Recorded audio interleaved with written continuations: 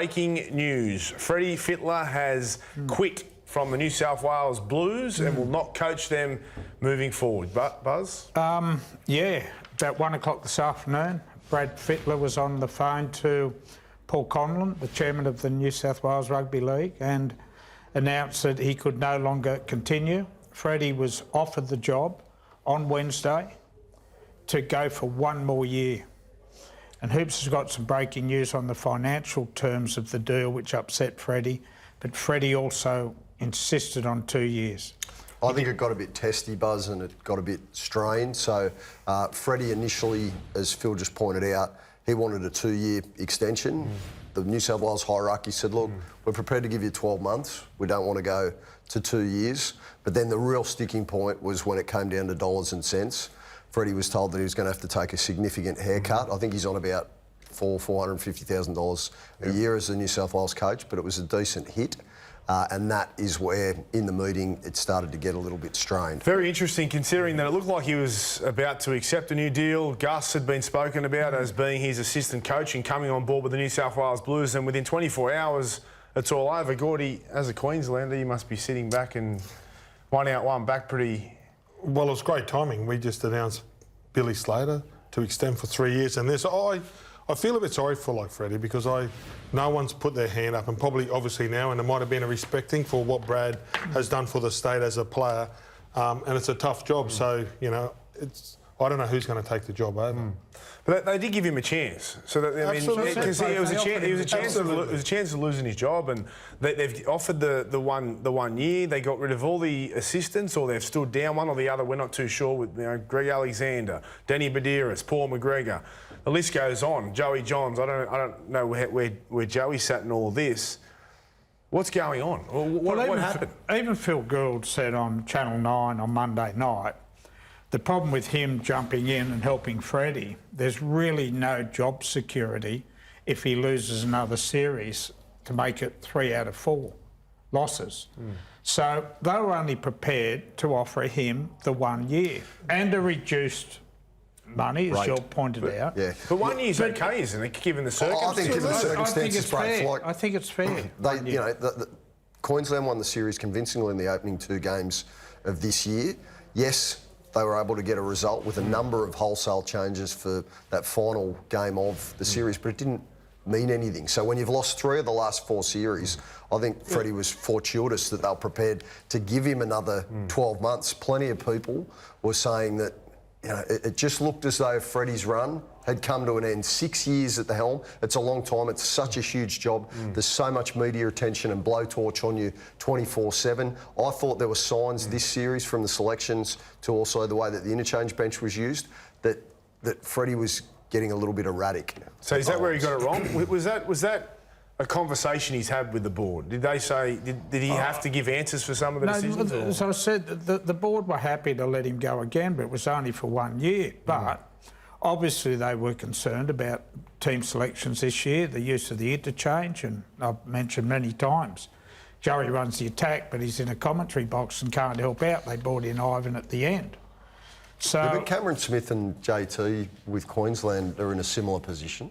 Yeah, they are, but not as... And Billy. Yeah, but I don't think Billy needs as much help as Freddie really needs. And I wrote a very difficult open letter to Freddie after Game 3 this year. A difficult one? It was a difficult one to write. I'll tell you why it was difficult. I know you think this is funny, Braith. It's actually not. I don't think it's funny. All I think it's funny is how you're saying it was difficult for you to write. It was a difficult one to write in that, in my opinion, Freddie is probably the greatest New South Wales Blue ambassador ever. For what he did as a player, what he did as a coach, albeit not that successfully. But all this stuff he does outside of Origin, the hogs for the homeless, the junior clinics in the bush, he's just been... Everyone likes and respects all that work that Freddie does, Buzz, but you can't... But you can't say, right, it's state of origin. Just because he's doing a lot of great work in the community, we can't go, I said it was difficult? It's all about winning. When did you write it? When did you write your open letter? Game 3, when we won. So we won and you just carved them up straight away the next day? Oh, mate, can you make up your mind? Do you think you should have stayed? No. Well, there you go. Well, what are you asking No, me I'm about? just asking you when you wrote your letter. You said it was difficult. said I You were wrote telling it. us how It was emotional very, it very was difficult, for James. you, but they won. They played their best game of the series, and you've carved them up. No, hold on. The reason I wrote it is that State of Origin is the most elite level of interstate football. It's not under 19s. It's elite. And we have twice the numbers of Queensland in our pathways, but we kept falling over when we got to the highest level. And Origin, as much as Freddie, as I said, is a great ambassador, is all about winning.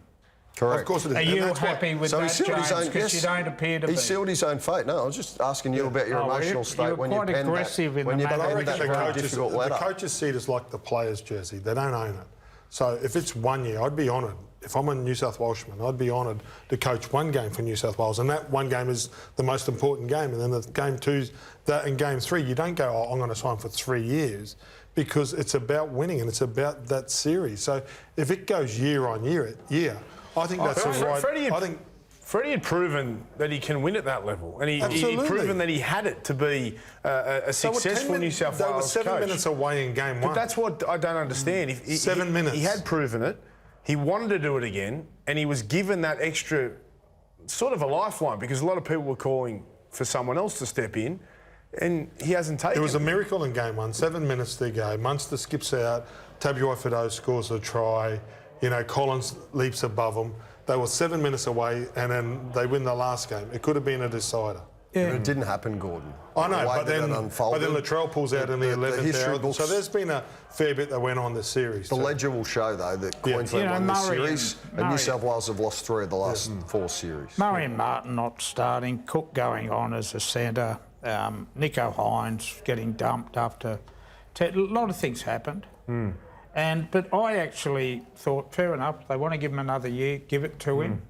But I'm glad they stayed rock solid and wouldn't go further, because we lose 3 out of 4, which could happen. They're left with another year of Freddie. I thought they did. All right, so what happens now? We've spoken about this throughout the season, when we thought that he may not be there for next year's Origin series, and we went through a bunch of names, and we didn't have much luck with this. So where are New South Wales at, and who's the best chance of getting the top gig? Well, the chairman of New South Wales Rugby League, Paul Conlon, is extremely tight with Ricky Stewart. I would think that Ricky, of the current coaches, fits the bill. Now, they'll have to have a little shift in thinking, because previously they said that they didn't want it to be an NRL club coach. But I don't know about you, Buzz, I'm thinking bigger picture. Like, they just need to go and try and get the absolute best candidate possible. Who is that, Bud? Well, maybe they need to bump. Ricky? If Ivan goes and wins a 3rd straight grand final, maybe they need to go and bump him. His son's a superstar player. I'd be happy with Ricky. I love what he brings to the jumper. You played Origin. He's a great Origin You know how coach, much right? he gets that arena. I played under him in Origin, Ricky, and he was enormous. He's an intense coach, right? And he is very, I wouldn't say old school, because he's adapted well in Canberra and he's doing a great job. But he's from the old school, isn't he? The way that he used to play, and his toughness, and the way he gets you up for games, and when you got a 3-game series, and his passion for New South Wales, and you know, I think he'd be a great candidate. But who else is out there, Buzz? What are you hearing? Look, I think Craig Bellamy's name will be mentioned, even though Bellyache a long, long time ago had a couple of years. But he won't do it, will he? I find it highly unlikely. The names across the game this afternoon have been giving indications. I'm talking Michael Ennis, I'm talking Paul Gallen. Does Mick want the job? I don't think Mick is really in a position to actually be head coach of the New South Wales Blues. I think, with an eye to the future, a bit like what he's doing at Manly, that he'd be keen to help out Ricky Stewart. So he wants to be a part of it? Yes, he does. And so does Paul Gallen. What about Gus? He is your most successful coach. Long time ago, Gordy. Long time ago. And do I you thought get... you'd be pushing for Gus. It is about motivation, right? So, like, if you pick the right team, if their selectors, they pick the right team, you don't think Gus could get the job done? Oh, look, I wasn't against him running with Freddie. I wasn't against that at all. My concern was, and there was a concern at Canterbury, well, hold on a minute, he's on big money at 9, he's on big money at Canterbury. Cameron Ciraldo probably needs as much help as Freddie needs. And whatever you say, it's a time-consuming job. It's going to be interesting. It really is. Keep an eye on this, and I mean, we really haven't come to any conclusions here, so it's going to be interesting to see what New South Wales come up with. And while we're a bit of a mess at the moment, Gordy, Queensland have re-signed the great Billy Slater.